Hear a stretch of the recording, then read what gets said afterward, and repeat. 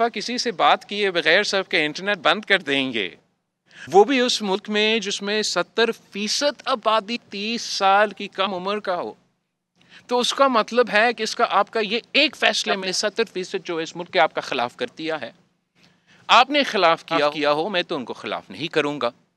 اور میں سمجھتا ہوں کہ پاکستان پیپلز پارٹی کی یہ تاریخ رہا ہے کہ ہم نے ہر دور کے لیے جو حقوق ہے ان کے لیے جدوجہد کیا ہے، اور میرا نسل کے، میرا جنریشن کے اب یہ ڈیجیٹل دور ہے، اور اس دور میں بھی آج اس حکومت نے یہ فیصلہ کیا، ان کو منا لیں گے نہیں منائیں گے یہ جیت جائیں وہ دیکھ لیں گے، پھر اگلا حکومت آئے گا وہ بھی کہیں گے کہ ہم نے کچھ کرنا ہے۔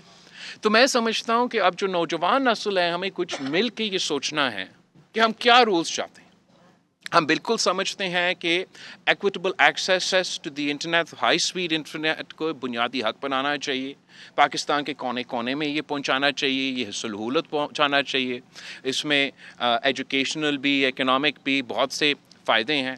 جو ساتھ ساتھ سیفٹی میجرز ہے وہ ہم اس پہ بات کرنے کے لیے تیار ہیں، جو عوام کے ڈیٹا پروٹیکشن کے میجرز ہے ان کو بھی انکارپوریٹ کرنے کی ضرورت ہے، جو ڈیجیٹلائزیشن کی ای کامرس کی سپیس ہے اس کو سپورٹ کرنے کی زیادہ گنجائش ہے، ان کی جو مختلف کرنسیز ہے، جو باقی دنیا اب امریکہ بھی جا کے ان قسم کی کرنسیز کو ماننے جا رہے ہیں، ان پہ بھی غور کرنے کی گنجائش ہے۔ ہمیں تو جو ڈیجیٹل ای کامرس ہے اس کو انکریج کرنا چاہیے، ان پہ اس قسم کے پابندیاں نہیں رکھنا چاہیے۔ اینی وے میں نے بہت تفصیل سے آپ کا جواب تو دیا، اور اب یہ تو پانی کے سے ہم بہت دور،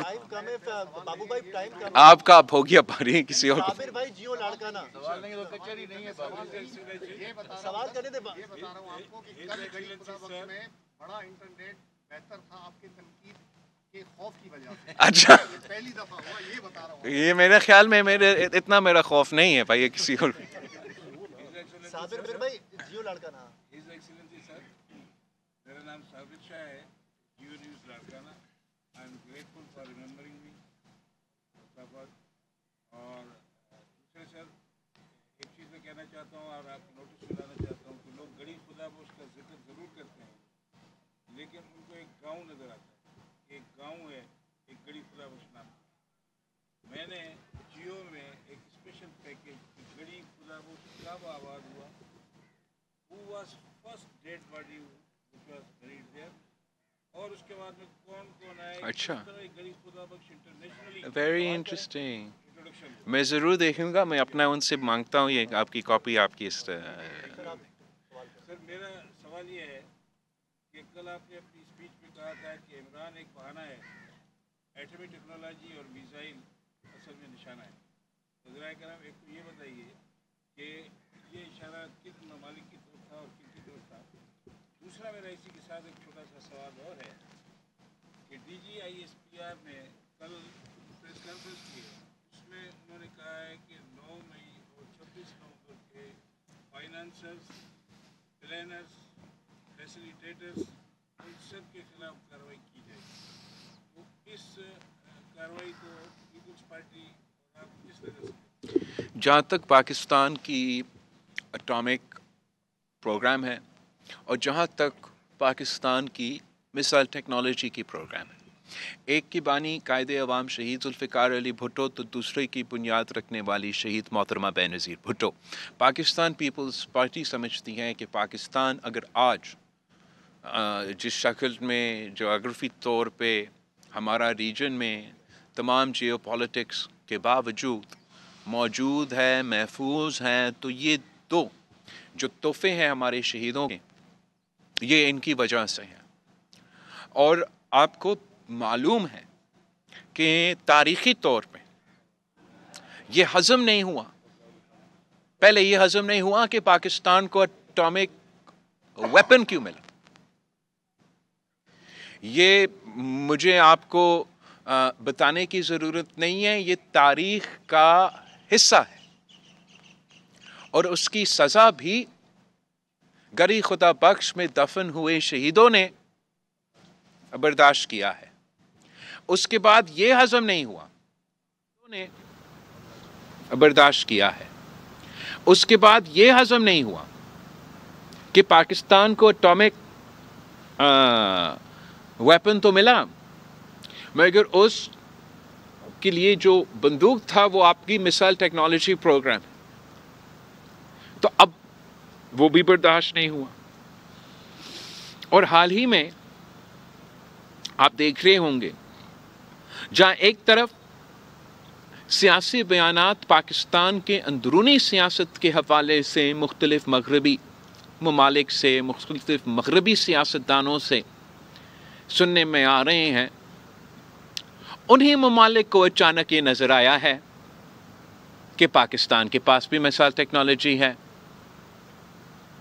جو آج کل کی دنیا بھر کے حالات ہیں وہ بھی آپ کے سامنے ہیں. آپ مجھے گنوا کے بتا دیں کہ کتنے مسلمان ممالک میں آتمی ٹیکنالوجی ہے. تو ان حالات میں یہ حالات جو میں دیکھ رہا ہوں، جو آپ دیکھ رہے ہوں، اس پہ میں نے سمجھا کہ ضروری ہے کہ تبصرہ کیا جائے اور پاکستان کے عوام کو اعتماد میں لیا جائے کہ ہمارے جو مفاد میں، پاکستان کے مفاد میں ہیں، وہ کسی کی سیاست سے بالاتر ہے. اور ہم نے کبھی اپنے آپس کی سیاسی اختلافات کو کوئی وجہ نہیں بنانا ہے کہ وہ دوسرے اس کو کمزوری سمجھ کے فائدہ اٹھانے کی کوشش کریں. پاکستان پیپلز پارٹی ایک ایسا سیاسی جماعت ہے کہ پاکستان کے عوام جانتے ہیں کہ جو بھی وہ ہمارے بارے میں کہیں، وہ جانتے ہیں، پاکستان کے عوام جانتے ہیں کہ یہ وہ جماعت ہے کہ کارکن سے لے کے قیادت تک وہ شہادت قبول کرتے ہیں، مگر اپنے اصولوں پہ، اپنے قوم کے مفاد پہ سودا نہیں کرتے. اور میں پاکستان کے عوام سے پوچھتا ہوں کہ جو بین الاقوامی دنیا پہ اچانک یہ شوق پڑا ہوا ہے، کیا یہ سیاستدانوں کے لیے آپ یہی کہہ سکتے ہو؟ یہ جو ان کا کل کا موقف ہوتا ہے ایک دن بعد تبدیل ہو جاتا ہے. وہ کبھی کوئی امریکی سازش تو کبھی کوئی سعودی سازش، کبھی کوئی سائفر اور کبھی کوئی اپنے جوتا نہیں پہنا، اپنے موزے پہنے، پتہ نہیں کیا. یہ نہ کوئی نظریہ، نہ کوئی منشور، نہ کوئی پاکستان کے عوام کے ایشو سے کوئی دلچسپی. جب یہ سیاست کسی بھی ملک میں ہو، یہ بہت خطرناک سیاست ہوتا ہے. اس ویکیوم پہ جہاں کوئی اصول نہ ہو، آپ کچھ بھی چیز ڈال سکتے ہیں. اور انہوں نے یہ ثابت کر لیا ہے کہ وہ ہر چیز پہ سودا کرنے کے لیے تیار ہیں. تو یہی وجہ ہے کہ کل میں نے مطالبہ کیا کہ وہ خود ان ممالک کا نہ صرف مزاحمت کریں، وہ ان لوگوں کا مزاحمت کریں جو ان کے حق میں ایک طرف بیان دینے ہیں اور دوسرے طرف پاکستان کے ایٹامک اور میسائل ٹیکنالوجی کے خلاف موقف رکھتے ہیں. ایک طرف ان کے حق میں بیان دیتے ہیں، دوسرے الفاظ اسرائیل کے حق میں ہوتا ہے. یہ اب سوشل میڈیا کا دور ہے، انٹرنیٹ کا دور ہے.